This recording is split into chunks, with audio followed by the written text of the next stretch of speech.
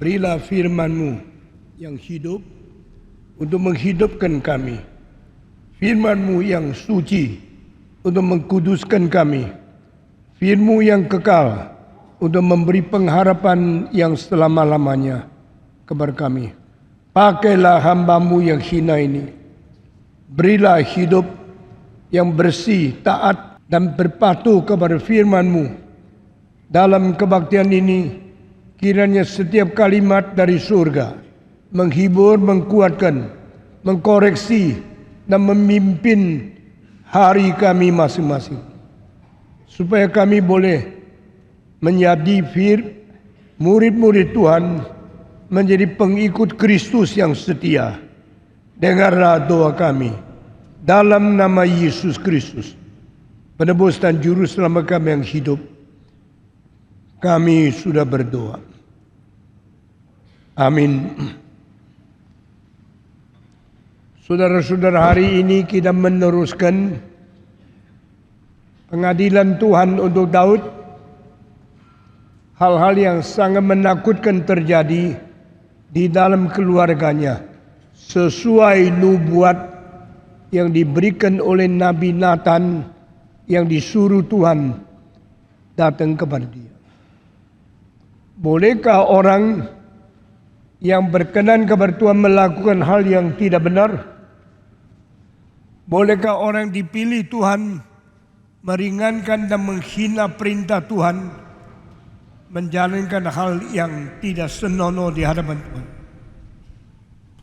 Bolehkah orang yang sudah melakukan penyelewengan dari perintah Tuhan diampuni sembarangan? Tidak. Alkitab berkata, tidak peduli engkau siapa, tidak peduli engkau bagaimana dicintai Tuhan, bagaimana kerohanianmu yang menjadi pemimpin, tidak ada kompromi. Tidak ada sembarangan Tuhan bekerja, membiarkan manusia berdosa dan dipakai oleh setan. Karena di hadapan Allah yang adil, semua dosa harus dihadapi dengan pembalasan yang setimpal. Semua penyelewengan harus dikoreksi melalui kesucian keadilan Allah.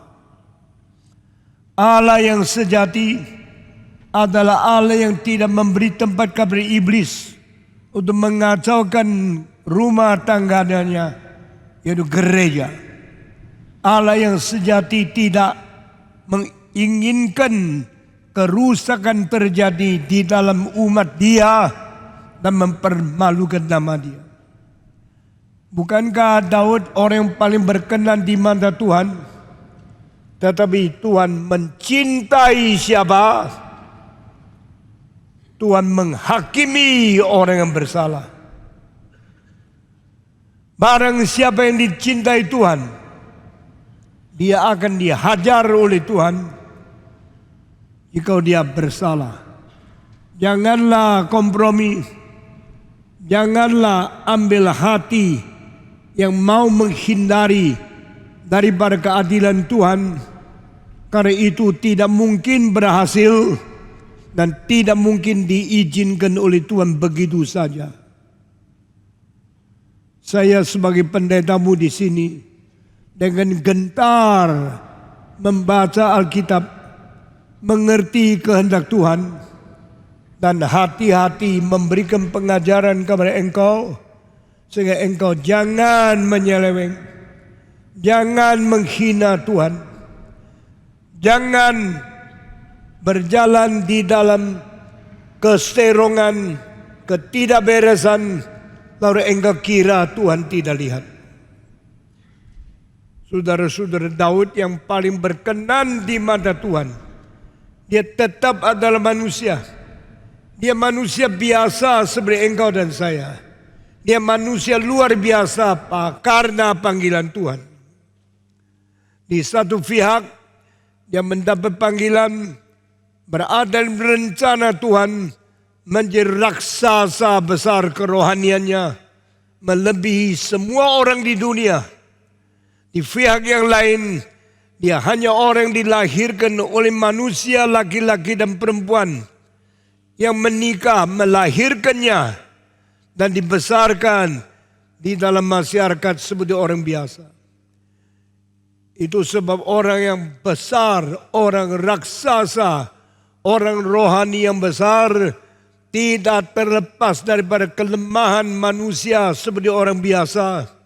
Dia juga orang berbirahi, orang bernafsu, orang mempunyai kebutuhan seks, dan orang yang kadang-kadang lupa bersandar kepada Tuhan sehingga jerumus ke dalam siasat iblis. Saudara-saudara, di dalam hal ini tidak ada orang terkecuali selain Yesus Kristus yang adalah anak Allah, sang suci dari Allah yang turun jelma menjadi manusia, seumur hidup berada dalam kesucian tanpa kompromi. Maka selain dia tidak ada satu orang yang terluput daripada mungkin dicobai oleh iblis, mungkin jatuh di dalam kelemahan sendiri, mungkin terjerat di dalam nafsu dosa, dan akhirnya harus dihakimi oleh Tuhan. Kita sudah berkhotbah tentang Daud berzina dengan Batseba hanya karena mata melihat perempuan yang badannya indah, mukanya cantik, lalu timbul nafsu seks, panggil dia masuk ke rumah, telanjangin dia, tidurin dia, suruh dia pulang. Dia kira beres. Dia kira sudah selesai. Tetapi yang tidak dilihat oleh manusia, dilihat oleh Tuhan Allah. Dan Allah berkata kepada Nathan, pergilah ke istana, berjumpalah dengan Raja Daud, beritahu kepada dia apa yang dikerjakan sudah diketahui oleh Tuhan. Apa yang istrimu tidak tahu, apa yang suamimu tidak sadar, atau apa yang kampungmu, kotamu, orang lain tidak mengerti, semua diketahui oleh Tuhan. Tuhan tidak mungkin dikelabui, Tuhan tidak mungkin disembunyikan, Tuhan tidak mungkin ditipu oleh manusia yang berdosa. Tuhan berkata, Nathan, berangkat ke istana, berjumpa dengan raja yang kira dosanya tidak ada orang tahu. Beritahu apa dosa yang sudah diperbuat. Tidak gampang bertemu dengan orang berkuasa besar di dalam politik. Tidak gampang menegur orang mempunyai kerajaan, orang yang memiliki kedudukan begitu tinggi. Menjadi hamba Tuhan tidak gampang. Menjadi hamba Tuhan harus jelas panggilan, harus mengerti isi hati Tuhan, harus patuh firman seluruhnya, dan harus berani menegur dosa. Kita selalu sudah berbuat dosa, mengharap Tuhan tidak tahu, mengharap tidak ada orang menegur, mengharap kita bisa lolos di dalam segala sesuatu, boleh lancar sampai mati. Saya berkata, saudara, jangan mimpi. Jangan kira Tuhan bisa dikelabui seperti ini. Jangan kira Tuhan bisa dikhianati begitu gampang. Allah bukan jenderal yang boleh dipandang kuasanya, lalu engkau tidak takut kepada yang berkuasa kalau melindungi engkau. Allah tidak terima suapan. Allah mengerti segala yang tersembunyi. Allah tidak berkompromi dengan setan. Allah akan menunjukkan salah kita, dan Allah akan mengadili kita dengan keadilannya yang tanpa kompromi. Saudara-saudara, biarlah kita mempunyai perasaan takut sepenuhnya kepada Tuhan, dan kita sadar kita insyaf dari berdosa kita, keluar dari kemelut, keluar dari bersembunyi, keluar daripada keinginan menipu Tuhan. Itulah hal yang bodoh. Itu hal dari orang bebal yang tidak takut kepada Tuhan. Nathan berkata dengan cerita, orang punya banyak domba, waktu memberikan makanan kepada tamunya yang dari tempat yang jauh, dia tidak mau sembelih domba. Dia curi seekor domba dari orang miskin di sebelahnya. Dipotong, dibunuh, dimasak, kasih makan. Cerita ini sangat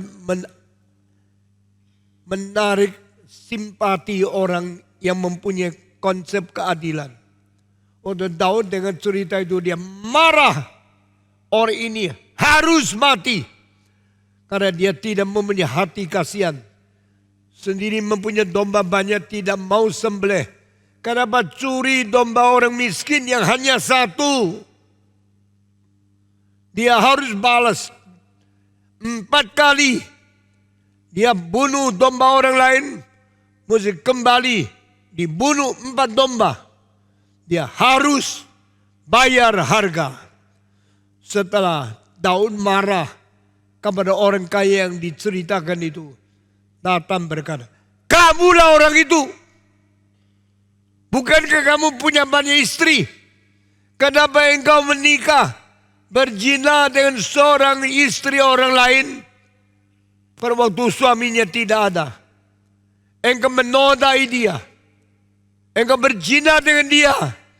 Demikian firman Tuhan. Pedang selamanya tidak meninggal rumahmu. Kedua, engkau bicara orang itu harus membalas domba yang dirampas 4 kali lipat ganda. Tuhan berkata, demikian juga engkau harus menanggung pedang yang selama-lamanya tidak tinggalkan rumahmu. Engkau gelap-gelap tidur sama istri orang lain. Tuhan mau bongkar supaya istrimu ditiduri orang di bawah matahari. Semua nubuat yang dikatakan oleh Nathan menakutkan. Saya percaya tidak ada orang bisa tanggung hukuman begitu berat. Tidak ada orang bisa menerima kalimat begitu kejam. Istrimu akan diperkosa orang lain di bawah matahari. Siapa yang bisa terima istri yang cinta itu diperkosa oleh orang laki-laki di bawah matahari? Siapa bisa terima pedang tidak meninggal rumahmu, anak-anakmu satu persatu dibunuh? Siapa yang bisa menanggung semua kecelakaan, bahkan harus membayar 4 kali? Nathan seorang yang jujur, seorang yang setia, seorang berani. Nathan tidak takut dibunuh. Nathan masuk istana menegur Daud, orang yang diperkenan Tuhan, dan dia tidak takut. Kalau dibunuh pun dia rela. Tuhan memelihara dia. Setelah dia mengatakan dosa Daud, akibatnya Alkitab mengatakan Tuhan berkata, aku sudah berdosa. Aku bersalah. Tuhan sangat mengasihani orang yang mengaku dosa. Saudara-saudara, banyak orang sudah berdosa dikasih tahu, bukan saja tidak mengaku, malah membela diri, belat-belit. Saya tidak salah. Itulah bikin Tuhan lebih marah. Tuhan tidak sabar mendengar orang yang membela diri. Sesudah diketahui dosanya dia masih membela. Tuhan tidak mengampuni orang yang cari muka sendiri dan tidak patuh kepada firman Tuhan. Saudara ingat Saul, bedanya dengan Daud, sama-sama menjadi raja. Saul dipilih oleh rakyat, Daud dipilih oleh Tuhan. Saul berbuat dosa, Daud juga berbuat dosa. Dan bedanya, waktu Saul dibongkar dosanya, dia membela diri, dia melarikan diri dari kewajiban, dia mengambil alasan yang lain. Saya curi ternak-ternak itu karena saya bersiap untuk memberi persembahan kepada Tuhan. Dengar baik-baik, kalau engkau berdagang pakai cara yang sangat tidak beres, menipu orang, engkau pakai cara yang tidak benar, meskipun engkau untung banyak uang, jangan berikan untung yang banyak menjadi persembahan. Karena Tuhan tidak perlu uangmu. Dengar baik-baik, hei anggota gereja Reform Injili, Tuhan tidak mau pakai uangmu yang najis. Tuhan tidak perlu uangmu daripada kecurangan, daripada penipuan, daripada ketamakan, dan daripada segala sesuatu korupsi. Di hadapan Tuhan Allah yang suci, dengarlah keteguran Tuhan. Jangan memberikan uang persembahan daripada korupsimu. Kembalikan korupsi. Bertobat sungguh-sungguh. Minta Tuhan mengampuni engkau. Baru uangmu diterima oleh Tuhan. Saudara-saudara, orang bilang, gereja Stephen Tong kaya sekali. Saya menyangkal. Orang bilang gereja Reform besar sekali. Tak perlu uang. Saya kasih tahu, gereja ini tidak kaya. Gereja ini bukan banyak uang. Gereja ini perlu banyak uang. Karena gereja yang besar, maintenance sangat tinggi harganya. Bikin semua cabang perlu uang yang banyak. Tetapi Tuhan meskipun perlu uang yang banyak, dia tidak mengharapkan menerima uang persembahan daripada korupsi, daripada penipuan, daripada ketidakjujuran. Biar kita penuh perasaan takut kepada Tuhan. Biar kita dengan gentar cari uang baik-baik dengan tangan yang bersih, mempersembahkan uang dari kesusah payahan kita, dari kerja berat kita, uang yang bersih dipersembahkan kepada Tuhan. Itu akan menjadi kemuliaan Tuhan, membangun gereja, membangun hal-hal yang penting di dalam dunia menjadi mulia bagi Tuhan. Saudara-saudara, kita memerlukan uang yang banyak untuk sekolah teologi, untuk universitas, untuk SKC, untuk Calvin Institute of Technology, tidak membangun asrama rektorat dan membangun semua fasilitas. Mari kita minta Tuhan kasihan sama kita. Saudara-saudara, masih kita perlu bangun teknologi Universitas Calvin, masih perlu bangun banyak cabang.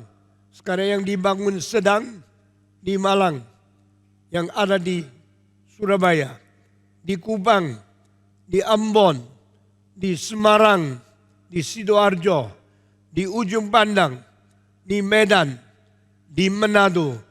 Begitu banyak tempat perlu bangun gereja baru. Uang yang diperlukan bukan main banyaknya. Tapi saya harap kita tidak memakai uang yang tidak beres untuk pekerjaan Tuhan.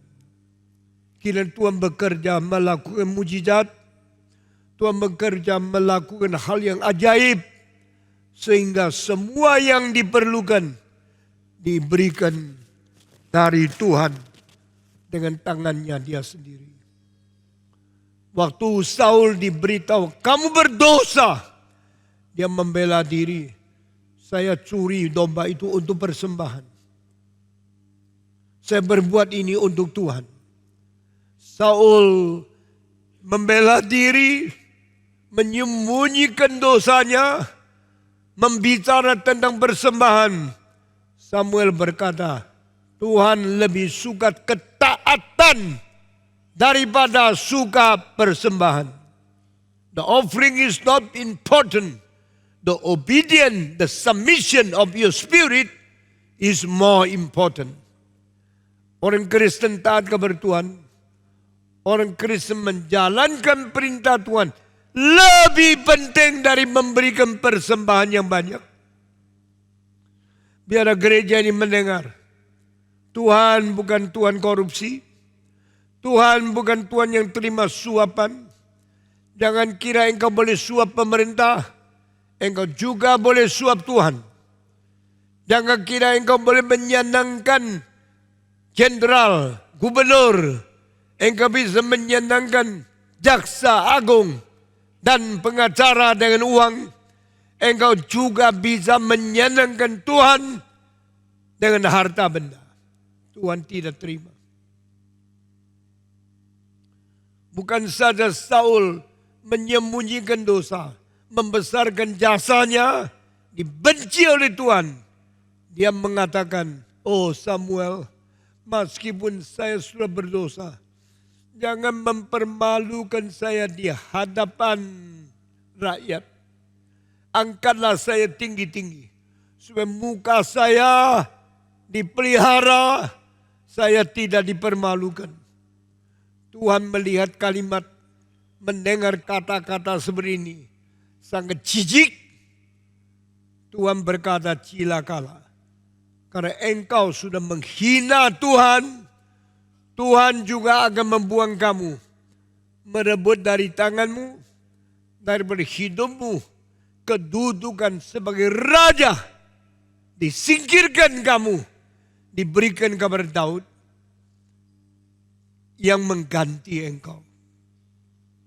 Saudara-saudara, Allah orang Kristen sangat menakutkan. Tak ada agama ketat seperti orang Kristen. Tak ada Allah agama lain yang mempunyai penuntutan begitu adil dan begitu ketat seperti Kristen. Mari kita menjadi orang yang takut kepada Tuhan. Mari kita puas dengan istri satu. Mari kita jangan sembarangan berbuat dosa. Di dalam zaman 3000 tahun yang lalu, raja mempunyai istri banyak. Itu biasa. Itu tidak terlalu menjadi soal. Tapi saudara-saudara, Daud waktu berzina dengan Batseba, Tuhan sangat tidak senang. Karena itu bukan berarti dia mau pakai seks memuaskan diri. Dia selanjutnya pakai tentara musuh untuk bunuh suaminya Uriah. Dia kira dengan demikian dia dapat kepuasan terbesar. Dia boleh hidup seenak mungkin. Tapi Tuhan berkata, pakailah Nathan, kasih tahu sama Daud, kamulah orang berdosa itu. Lalu Daud berkata, orang itu harus balas 4 kali. Akhirnya Tuhan membuat 4 anak Daud mati. Karena Daud sendiri berkata harus balas 4 kali. Akhirnya Daud anaknya mati 4 orang. Karena kalimat dia sendiri menuntut dan akhirnya dilaksanakan oleh Tuhan. Anak Daud mati 4. Pertama, anak yang paling ganteng, yang paling bagus. Akibat perzinahan dia dengan Batseba. Daud orang yang paling tampan di dalam zamannya. Batseba mungkin perempuan yang paling cantik di dalam zaman itu. Lalu dia berzina dengan Batseba. Nah mungkin anaknya dah bagus. Pasti ganteng luar biasa. Tapi Tuhan berkata, no. I will not let this baby alive. I will take away the life of him. Dia harus mati. Daud susah sekali. Nangis tidak habis-habis. Setelah bayi mati, Daud bangun, mandi, makan, bekerja lagi. Dia bilang, mari lupakan yang dulu. Mari kita berusaha untuk hari depan. Kiranya Tuhan tetap memberkati saya. Anak kedua, Anon yang memperkosa adik perempuan daripada Absalom. Sesudah itu dia mulai benci dan diusirnya. 2 tahun kemudian Absalom membalas dendam untuk adik perempuannya. Membunuh Anon sehingga Daud kehilangan anak kedua. Hari ini saya berbicara anak ketiga dari Daud akhirnya mesti mati karena pembalasan belum habis. Tuhan marah kepada dia. Meskipun Tuhan cinta Daud dan Daud bertobat mengaku dosa waktu dosanya ditegur oleh Nathan. Tetapi dosa boleh diampuni, akibat dosa tetap harus ditelan. Kamu kira kau ke gereja minta ampun, berdoa, Tuhan kasihan lalu selesai. Dosamu bisa diampuni. Tetapi perbuatan dosa dan akibat perbuatan dosa harus ditelan seumur hidup. Tak ada cara lain. Tak ada jalan pintas.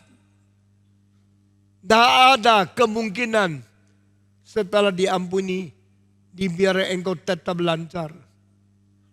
Saudara-saudara, anak satu mati, anak dua mati. Cukup? Belum. Karena pedang akan selama-lamanya tidak tinggalkan rumahmu. Saya percaya Daud seumur hidup tidak ada sejahtera. Saudara Nathan mengeluarkan kalimat pedang tidak meninggal engkau selamanya. Mulai hari itu sampai mati Daud tak diktuk. Saben hari ketakutan, anak mana lagi yang mau mati. Anak mana lagi yang mau dibunuh. Dia mempunyai kuasa terbesar. Dia menjadi raja, tetap tidak bisa menghindari tuntutan dari Tuhan. Engkau kira pendeta tidak ada hukuman? Engkau kira tua-tua boleh bebas daripada akibat perbuatan dosa? Engkau kita majelis boleh hindar daripada keadilan Tuhan?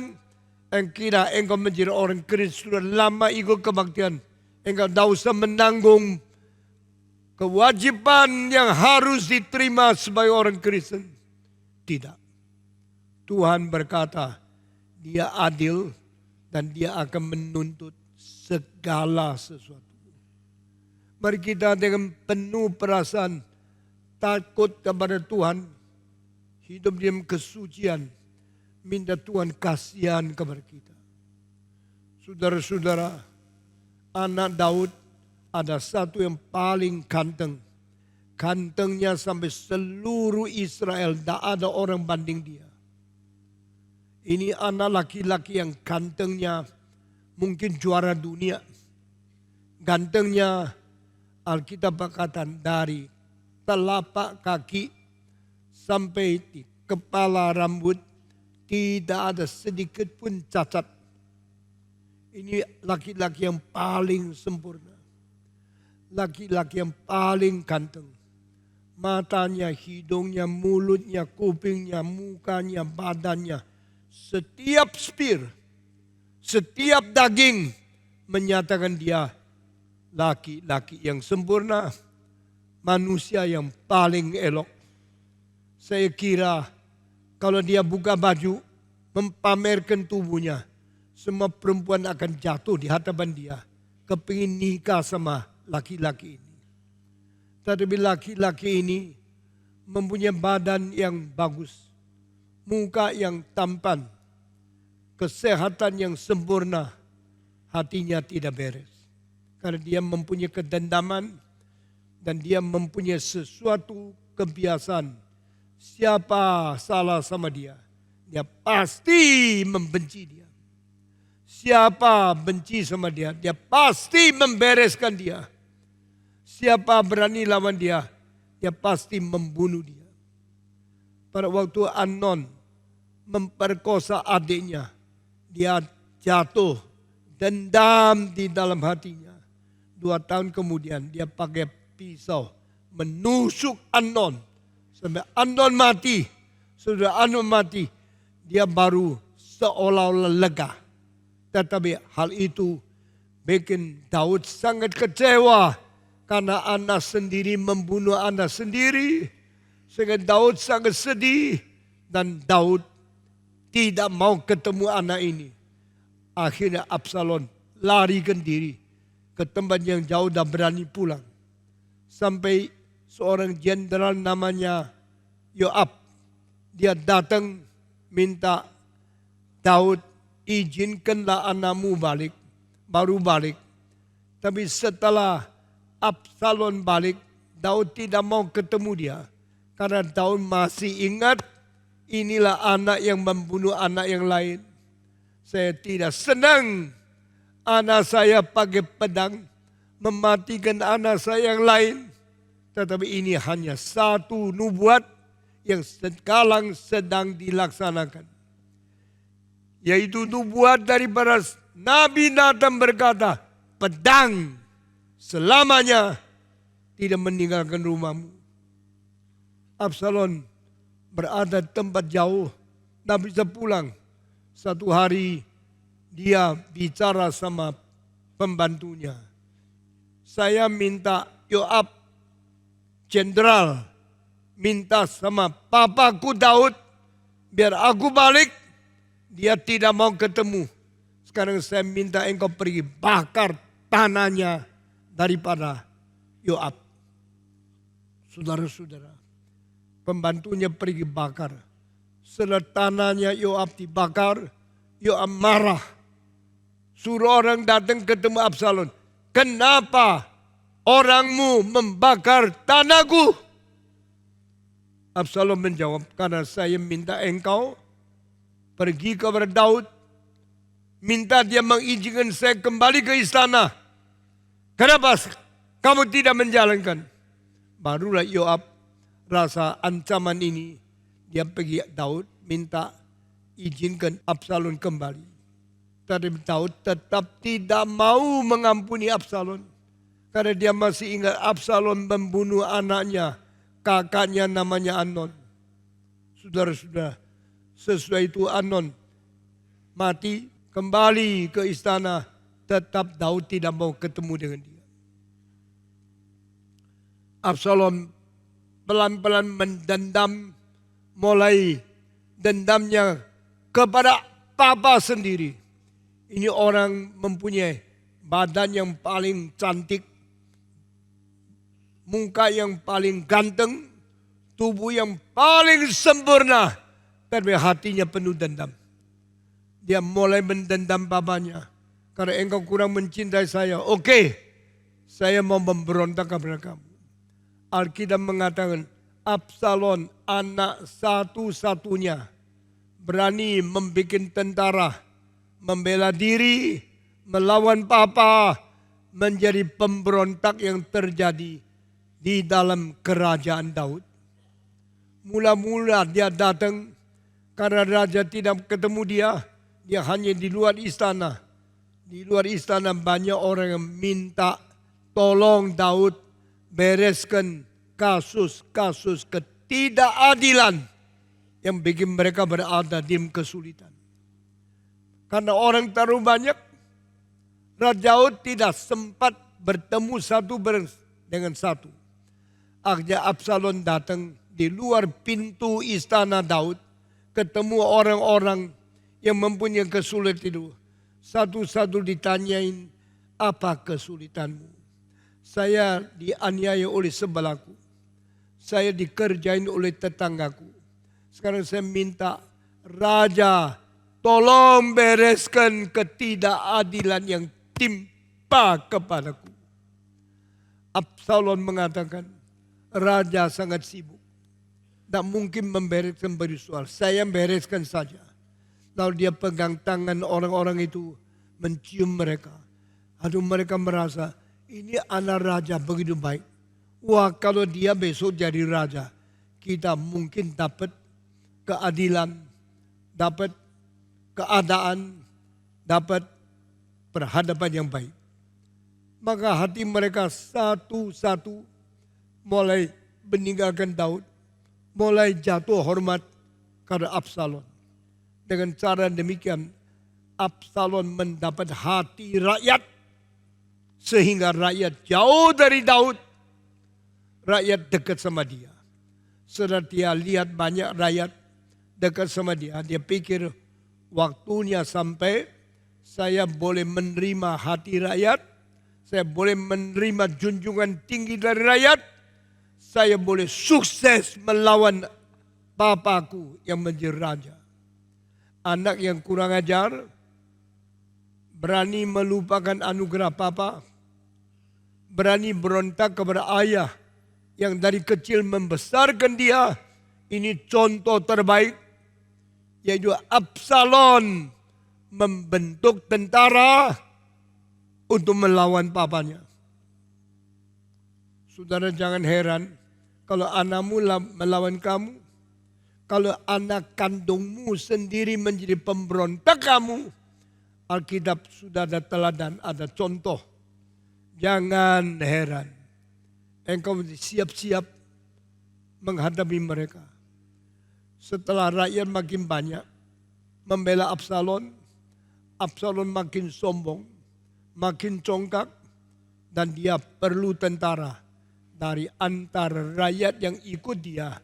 Yang memberikan uang, memberikan senjata, supaya mereka diperlengkapi dengan semua senjata-senjata untuk mempersiap bikin partai pemberontak yang cukup kuat melawan Raja Daud, ayah kandung daripada dia. Alkitab mengatakan setelah itu dia masih perlu seorang advisor militeri. Seorang yang memberikan sebuah siasat, memberikan semua bijaksana bagaimana menjalankan peperangan. Waktu itu ada seorang yang sebenarnya sudah menjadi penasehat Daud, Ahitofel. Orang itu sekarang memberontak ikut Absalom dan berkata, saya sudah bosan menjadi advisor bapamu. Dan saya lihat bapamu sudah mulai layu. Tidak ada kekuatan cukup karena rakyat banyak memfiak engkau. Maka saya ambil keputusan meninggalkan Daud. Saya mau membantu engkau. Wah, setelah kalimat ini keluar dari mulutnya, Absalom senang luar biasa. Benar? Engkau mau menjadi penasihat militerku, aku terima. Aku kasih uang.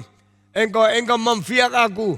Saya akan berontak, berani melawan papaku.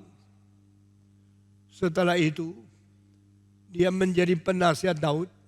Dia berkata, dulu bagaimana saya setia kepada papamu, sekarang saya janji, saya tidak lagi setia kepada dia, tapi mulai setia kepada kamu. Absalom senang sekali, Daud kecewa sekali, karena orang penasihat militer yang paling penting belot kepada anaknya yang berontak kepada dia. Belot kepada partai yang melawan dia. Daud sangat sedih. Saudara-saudara, bukan saja demikian, orang seperti Ahitofel, dia melawan Daud, dia mempengaruhi orang lain. Hari itu Ahitofel dianggap orang yang paling pintar memberikan rencana, memberikan nasihat. Dan semua orang anggap dia seperti Allah. Apa yang keputusan, apa yang siasat yang dia memberikan petunjuk, selalu berhasil. Itu sebab banyak orang junjung tinggi dia. Banyak orang taat kepada siasat dia. Banyak orang menerima advisnya dia. Dan Ahitofel menganggap diri seperti seorang Pemberikan bijaksana, pemberikan semua strategi yang paling tinggi. Saudara-saudara, Daud kehilangan Ahitofel. Apakah berarti Tuhan juga meninggalkan dia? Tidak. Orang melawan engkau, Tuhan berkata, saya menguji engkau, tapi saya masih mengasihi engkau. Meskipun engkau berbuat dosa, meskipun engkau berzina dengan Batseba, tapi tidak berarti lawanmu juga akan saya berkati. Saya berkati engkau dan saya mengetahui mereka memberontak engkau, tapi kebrutalan dosa mereka saya juga tahu. Maka Tuhan bukan meninggalkan Daud. Tuhan berkata, aku tetap menyertai kamu. Meskipun engkau harus tanggung, menerima akibat perbuatan dosamu di dalam ujian aku. Saudara-saudara, Daud seorang yang tetap takut kepada Tuhan. Tuhan tetap menjaga dan melihara dia. Dan waktu itu Tuhan membangkitkan orang lain namanya Husai. Husai ini juga seorang ahli strategis, seorang advisor yang besar. Langsung Husai datang kepada Daud. Daud berkata, mungkinkah engkau juga pergi kepada anakku Absalom, menjadi penasihat dia, bersaing dengan Ahitofel. Jadi biarlah dia menganggap dia mempunyai dua, lalu engkau baik-baik melihat apakah cara Ahitofel melawan saya. Engkau membantu memberi strategi yang berlawanan. Ini orang kedua juga orang penting sekali. Orang kedua orang besar sekali. Tapi Daud utus dia pergi kepada anaknya. Ini cara Tuhan. Membuat Ahitofel nasihatnya menjadi tidak didengar. Tetapi nasihat dari Husai akan menjadi satu nasihat yang mengalahkan nasihat Ahitofel. Saya baca Alkitab, saya takut. Semua diatur oleh Tuhan. Seolah-olah manusia mempunyai gerak-gerik, mempunyai rencana, mempunyai usaha yang banyak. Tapi Alkitab berkata, diam-diam Tuhan Allah main peranan yang paling penting untuk merubah situasi manusia. Tuhan pakai acara, Tuhan pakai cara-cara yang sangat berbeda untuk merusak nasihat, merusak strategi manusia yang anggap diri pintar. Husai pergi ke Absalom. Saya sekarang juga mau menjadi penasihatmu. Karena dulu saya setia kepada bapamu. Saya lihat Tuhan sedang membangkitkan engkau. Sekarang saya datang menjadi penasihatmu. Saya akan gabung ke dalam engkau. Di dalam pemberontak kepada Daud. Wah, Absalom pikir ini pimpinan Tuhan. Satu penasihat datang, saya dapat bijaksana luar biasa. Sekarang penasihat kedua datang, menambah bijaksana lebih tinggi. Saya tidak mungkin kalah. Saudara-saudara, orang jahat kalau diizinkan Tuhan mempunyai kelancaran, dia mulai menjadi sombong. Tuhan akan membiarkan dia sombong sampai akhirnya jatuh total. Saudara-saudara, Absalom dapat dua penasihat. Satu Ahitofel, satu lagi Husai.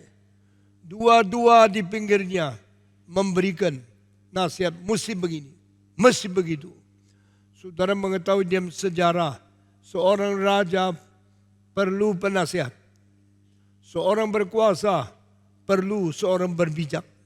Kalau berkuasa melakukan keberanian tanpa bijaksana, keberanian itu akan salah langkah.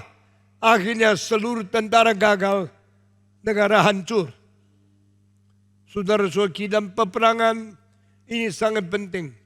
Kita orang reform tahu kita sedang di dalam peperangan. Stephen Tong tidak cukup. Kita mempunyai kuasa tidak cukup. Kita perlu bijaksana, tua-tua yang memberi nasihat. Jangan kerjakan ini. Hati-hati dengan itu. Kalau ini bahaya, hindarkan. Kalau seorang hamba Tuhan yang melakukan kehendak Tuhan, tidak ada orang penasihat yang bicara. Itu bahaya. Sekarang Daud seolah-olah kehilangan penasihat. Dua-dua pergi. Daud masih ada pengharapan kan? Alkitab mengatakan, inilah berdasar dari Tuhan Allah.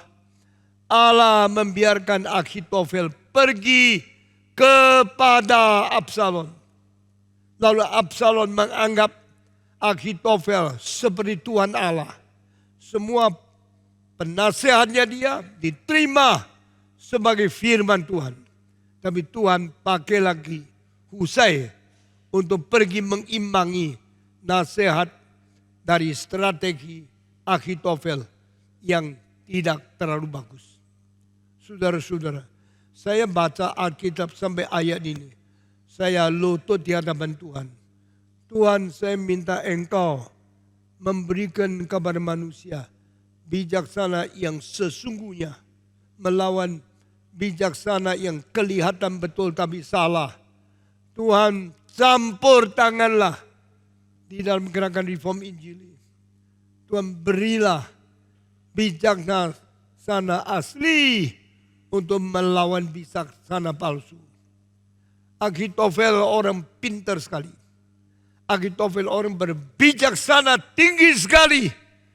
Tetapi dia kurang takut Tuhan. Tuhan membuat dia menjadi bodoh. Saudara dengar kalimat di bawah ini.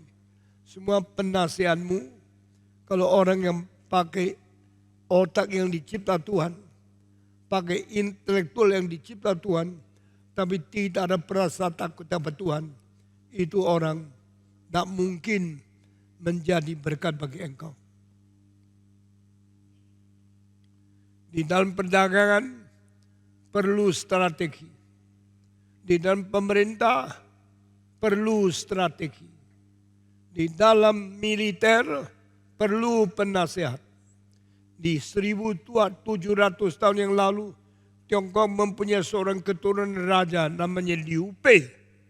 Di dalam cerita Samgok, dia rasa diri kurang bijaksana. Dia perlu seorang penasehat strategi untuk memimpin militernya. Tapi dia tahu ada satu orang. Orang itu namanya Zhuge Liang atau namanya Kong Bing. Orang itu berada di pedalaman. Di dalam satu kota yang kecil. Di dalam satu gubuk yang sangat sederhana. Miskin kali. Tapi otaknya pintar. Maka Liu Bei berkata, saya mau pergi cari dia. Saya harap dia bisa keluar. Bantu saya mengatur militer saya. Supaya saya perang dengan Cao Cao. Saya perang dengan Sun Qian. Saya tidak sampai perang salah. Saudara-saudara, Kong Bing atau Zhuge Liang dianggap satu di antara 5 orang pintar di dalam seluruh sejarah Tiongkok. Liu Bei pergi ke situ lihat. Orang bilang, dia tidak ada. Maka Liu Bei pulang. Dari kota Liu Bei ke kota Zhuge Liang itu beratus kilometer. Naik gunung, masuk lembah, lewat sungai, lewat hutan, susah sekali. Kali kedua Kong Bing bilang, saya tidak boleh membiarkan ini lewat, saya mesti pergi lagi. Dia pergi kedua kali lagi ke situ. Orang bilang, Zhuge Liang tidak ada. Dia sedang keluar kota. Kecewa lagi. Balik lagi. Ratusan kilometer. Gunung, lembah, sungai, dan hutan. Sudah pulang. Tidak malah lagi. Liu Bei mengatakan, saya tidak bisa, tidak ada suka. Saya mesti pergi lagi. Dia pergi ketiga kali. Itu namanya Sanku Maulu. 3 kali datang ke situ. Ketiga kali Zhuge Liangnya ada. Lalu dia bolehkah saya bicara, Bapak, biar saya bicara sama kamu. Seorang keturunan raja, Liu Bei, ketemu dengan seorang bijaksana, orang biasa, Cukeliang. Saya datang sini. Ada apa? Kamu perlu apa? Saya datang, perlu engkau keluar menjadi penasehatku. Saya harap engkau datang menjadi strategis, planner for my military. Tolong saya meskipun keturunan raja, tapi saya perlu orang bijaksana seperti Anda. Maukah engkau membantu saya? Cukeliang mengatakan, kamu keturunan raja dari dinasti Han. Saya orang Han. Saya pasti membantu engkau. Oke, saya keluar dari kampung ini. Keluar dari desa ini. Keluar dari provinsi, dari kota ini. Saya gabung dengan kamu menjadi penasehat militermu.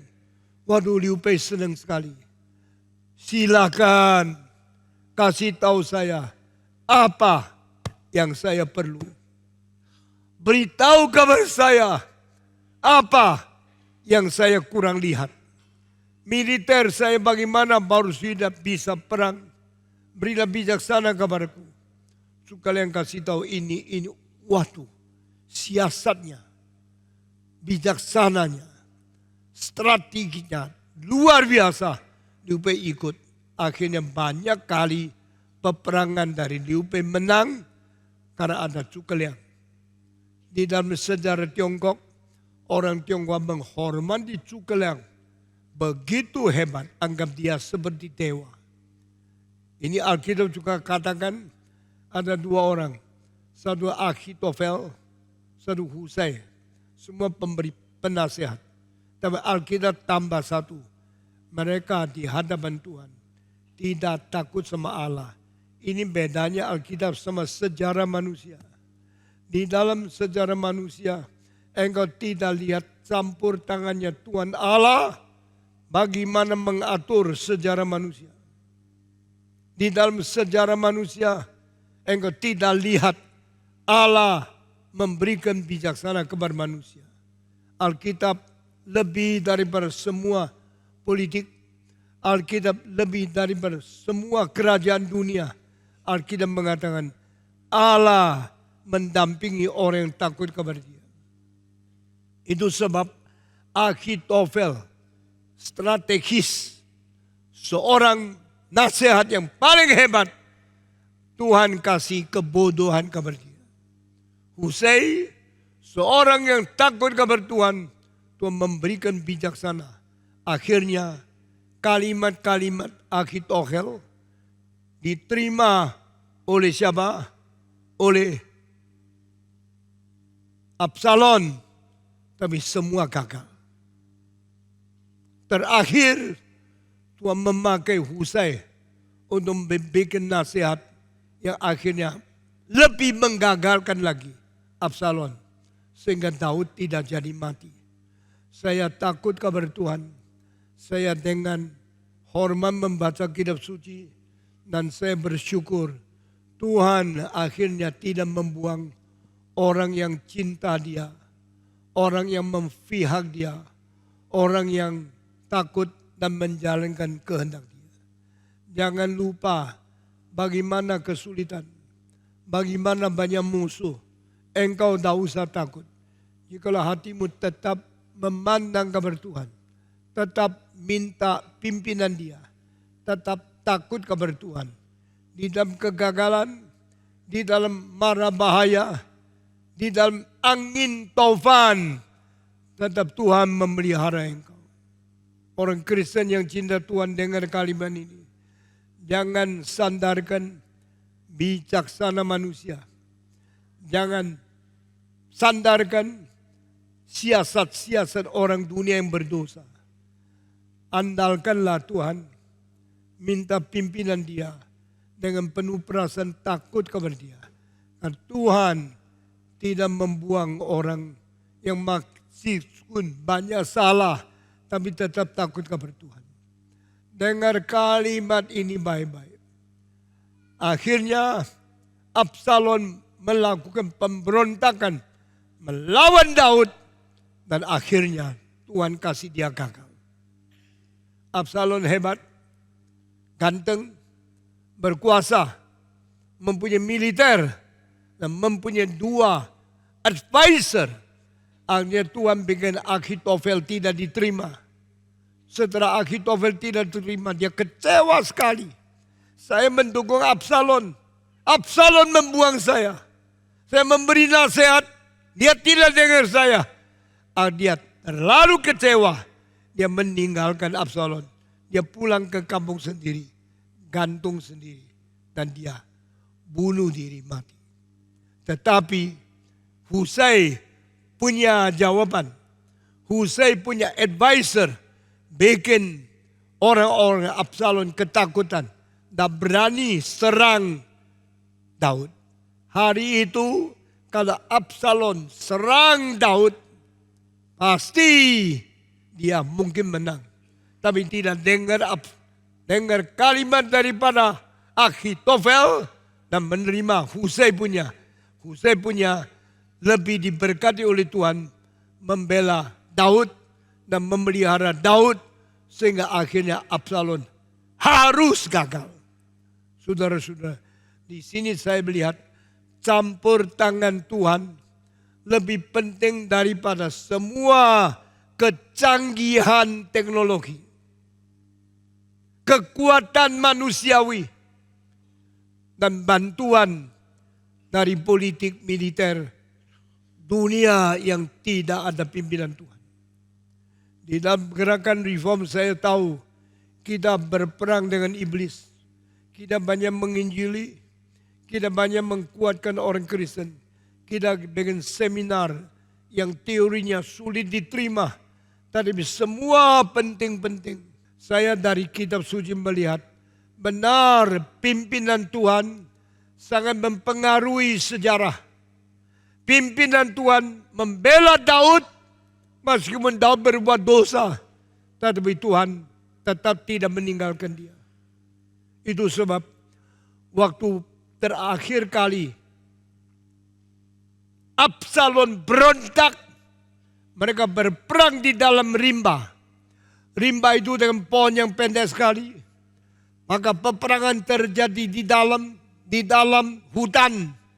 Saudara-saudara, sedang perang, Tuhan memihak Daud. Absalom sendiri sebagai seorang berontak, seorang menjadi pemimpin tentara pemberontak, naik ke ladai, masuk ke dalam hutan. Karena rambutnya begitu tebal, Alkitab mengatakan dia rambutnya setiap tahun potong rambut. Rambut yang dipotong 200 sekel. Berat luar biasa. Karena rambutnya begitu tebal, dia bikin seperti kunci-kuncir.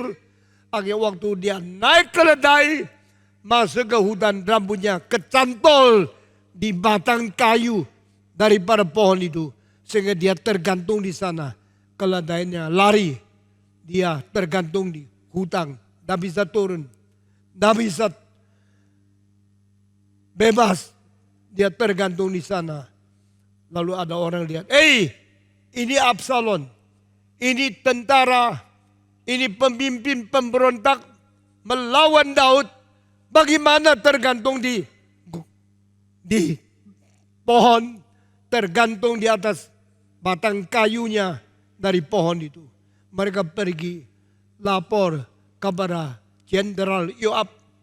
Yoab, saya melihat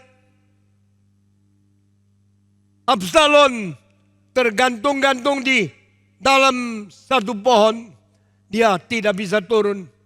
Dia tergantung di atas pohon. Bagaimana? Yoab orangnya Daud. Yoab Jenderal Daud. Yoab tanya, kamu kenapa tidak membunuh dia? Tidak. Kalau kamu dibunuh dia, saya kasih engkau emas, perak, kasih hadiah yang besar. Karena pemberontak kalau sudah mati, pemberontakan tidak sukses. Negara damai kembali. Oh, Jenderal, saya jujur berkata, kasih saya emas 10 kilo pun saya tidak berani bunuh. Ini anaknya raja loh. Apalagi kita telah mendengar Raja Daud sendiri berkata, kalau ketemu Absalom, jangan lukai dia. Jangan mendarahi dia. Jangan bikin dia mati. Itu anak yang saya sayang. Coba lihat Daud hatinya baik. Daud di dalam peperangan begitu berani.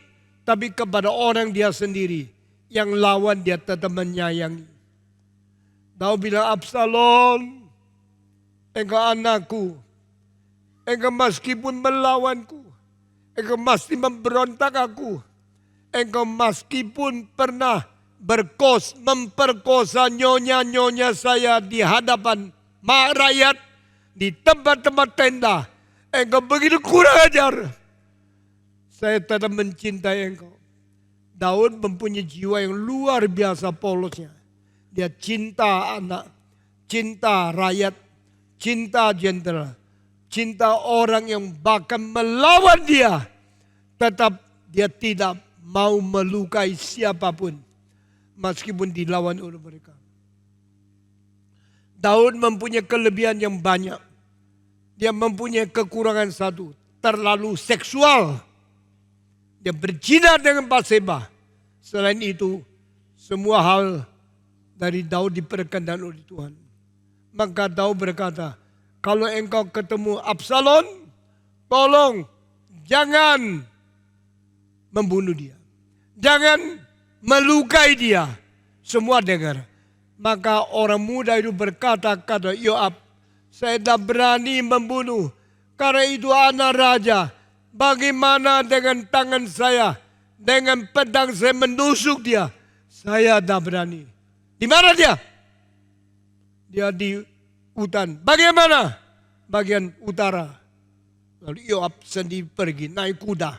Sampai di situ. Kelihatan Absalom masih tergantung di sana. Tidak bisa apa-apa. Kepala sudah sakit. Lambut dijambak.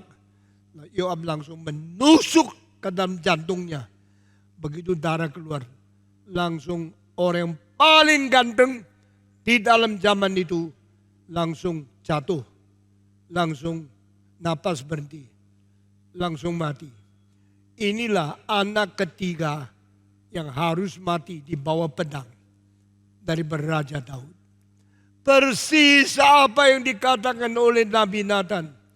Pedang selamanya tidak meninggalkan rumahmu.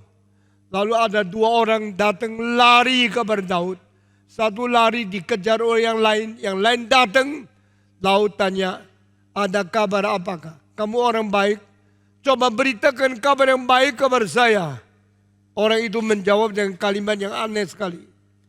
Harap semua yang berontak kepada raja mendapatkan nasib yang sama. Wah, Daud dengan kalimat itu. Dia mengetahui Absalom sudah mati.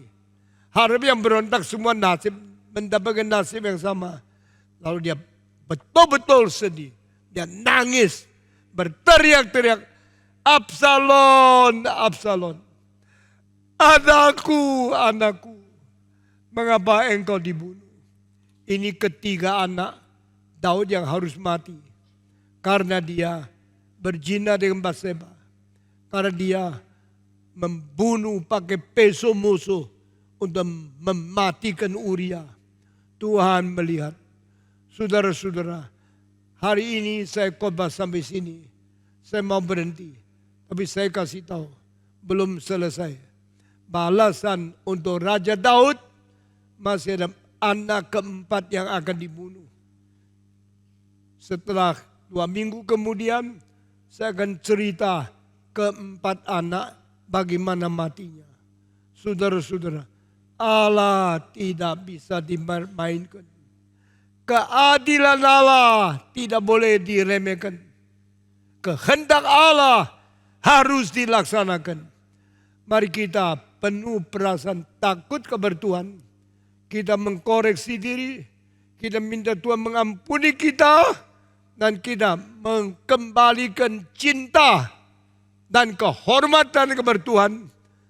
Menjadi orang Kristen yang takut. Dan orang Kristen yang ikut kehendak Tuhan. Kiranya Tuhan memberkati kita masing-masing. Sampai di sini saya berkhotbah. Mari kita semua berdiri, kita akan berdoa dan kita akan mengikhlarkan iman rasuli. Mari kita berdiri, saya minta pendeta naik ke atas, pimpin kita dalam doa, pimpin kita dalam doa, lalu juga pimpin sekaligus kita semua mengikhlarkan iman rasuli di hadapan Tuhan. Mari kita berdoa. Mari kita berdoa.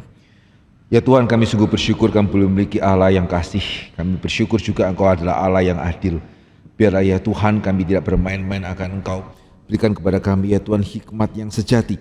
Berikan kepada kami hati yang takut akan Engkau ya Tuhan. Peliharalah kami. Dan biarlah dalam hidup kami juga boleh mempermuliakan nama-Mu.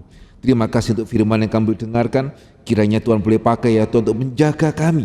Khususnya kami yang masih tinggal di dalam dunia yang penuh dengan dosa, dunia yang penuh dengan tipu daya ini.